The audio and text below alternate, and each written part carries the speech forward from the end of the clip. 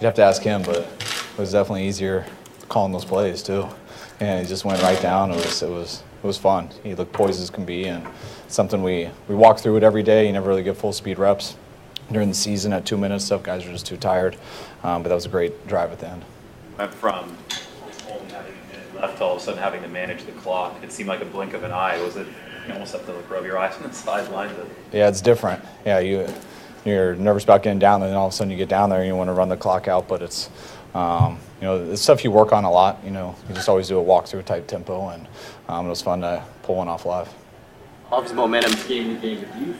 What's being built here? What are we seeing happening here, you think? Well, I've just been most proud of our guys because being able to not let adversity affect them. And I feel like that's affected us a lot throughout this year, but in these last 3 games, by no means at all have they gone perfect. We've had lulls in all 3 phases. That sometimes we've had some bad penalties, at some real bad times, and we've had some turnovers at some inopportune times. But guys have stayed the same throughout the game. They haven't let it get to them.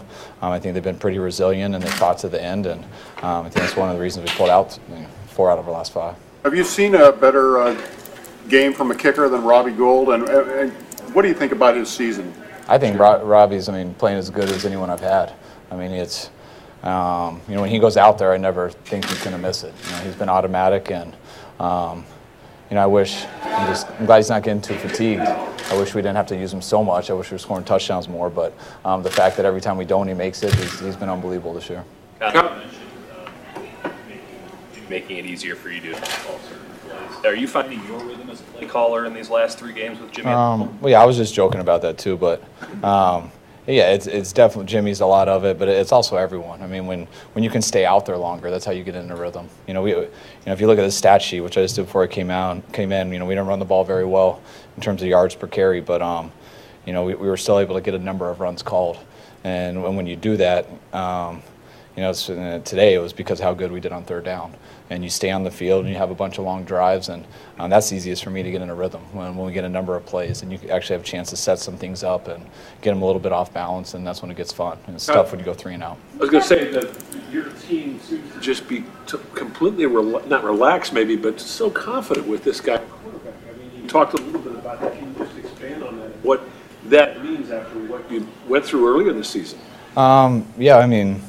I think when you win, you get more confidence. You like to say you could just talk yourself into it, but that happens from experiencing success. And we got our first win versus the Giants, and I thought our team was, real confident going into that bye week and pretty excited. And when we came back, that's what was so disappointing about that Seattle game. I thought that was one of our harder losses this year. And then we went to Chicago, and we ended up kicking 5 field goals or whatever it was, which you're not totally ecstatic about, but we ended up coming off and winning that game. And then it led to Houston, and I thought we got better versus Houston. And I thought we were better today. And obviously the guys believe in Jimmy, and they know he can make some plays, and I think everyone can see that. But it's they're all believing in each other too, and they've gotten better each week. You talked about Kendrick Bourne in the game he had today? Yeah, I was real happy for Kendrick. Kendrick, he got a late start here, missing all of OTAs and stuff with his semester scheduling. Came in during training camp. Was really on the outside looking in for a while because it just took him a while to pick it up, having such a late start. But he was a guy we were scared to lose, so we kept him on our roster instead of putting him on practice squad. And took him a while to get ready. And then once we lost Pierre, he had to be ready. And he's gotten better each week. He's made some big plays for us. He did a great job today beating man coverage and made some plays after the catch. And I was real happy for him. He's been working real hard all year to get into this situation. Your confidence in Robbie have to do with why you ran it on 2nd down there at the end as opposed to throwing it with 1 timeout? Yeah, definitely. I feel Robbie's going to make it there. And we did throw it once, and we took a shot to Keese on the go. You never know what you're going to get. And but you also don't want to threaten getting a holding call or anything like that. A lot of bad stuff can happen. So, we took our shot with that one pass, and, we knew we were good before that play. And after we didn't get that, we decided to run it, see if we could get a little bit more. And Robbie came on and did his job. Do you have a yardage number that you need to get under for Robbie? Do you think 55? Or do you have any kind of? Yeah, usually that 35 area is where we're going. And, always we'll attempt it there. If need be, which you would on the last play of the game, obviously. But 30 is the spot I feel the best about. Robbie, Marquise Goodwin, was that an issue early early in the season, maybe with dropping some passes, but 10 of 13 today on targets, a lot. And he's averaging over 100 yards a game the last 3. Can you just talk about what he's meant to the offense since Jimmy got here? Yeah, he's been unbelievable. I think he's taken a huge jump throughout this year, and we put a lot of pressure on Keith going into this year. He had never started before, and we brought him here to do that for us. And he had some up and down times at the beginning. By no means would I say he played bad, but he just wasn't as consistent. And he's fought through that. And anytime you see guys who go out there and they get the pressure of starting, all of them are going to have some successes, some failures, and it's just how do they respond to it. And I've been real impressed with Keith because, as you guys can all see in the second half of the year, he's, especially when Pierre down, he's really taken a lot on his shoulders. He's been through a lot, and he's responded well. You guys see it on the field. We see it in practice throughout the week. He's turned into a true pro, and he's playing like a legit starter.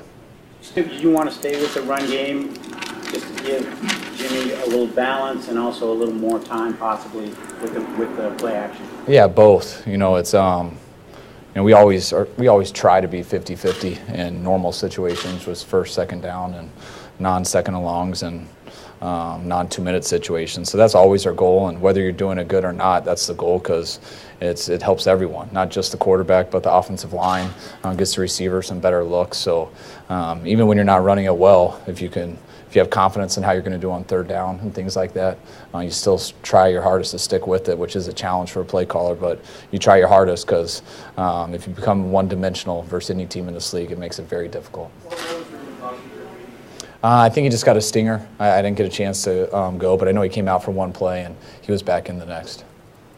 Having Jimmy out there, started 3 games, I know his career, he doesn't have 10 NFL starts, but it doesn't seem like he's kind of a guy that is a rookie in the sense that, he's studied so much. I mean, what does that mean to you to be able to coach a guy who came here from a system that was obviously the best in football? It's been great so far. You never know till you get out there, and I studied him a ton on tape from college and the limited games he had played in the NFL. So that's all you can go off of, except, you talk to people and you hear things. But he's always looking on tape in those few games where it was 1.5 games in the NFL, some preseason games.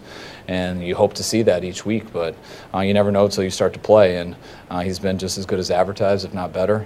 Really have enjoyed working with him. And I've enjoyed game day with him. It gets a little bit easier for both of us each week, and hopefully that'll continue. Is there anything he's done that's unusual that kind of like, whoa, I expected maybe this was going to happen, but... Yeah, just some of the plays that, some of the off-schedule plays he's made, I think has been pretty impressive. There's been a couple times where it just, especially earlier on where he ends up looking the wrong way, where you think it's going to be a rough outcome, and he ends up just finding a way still to make a play even when he's a little bit unsure. And I think when you have that arm talent and can make quick decisions, he's always got a chance. What about more? Run game, despite the low yards per carry?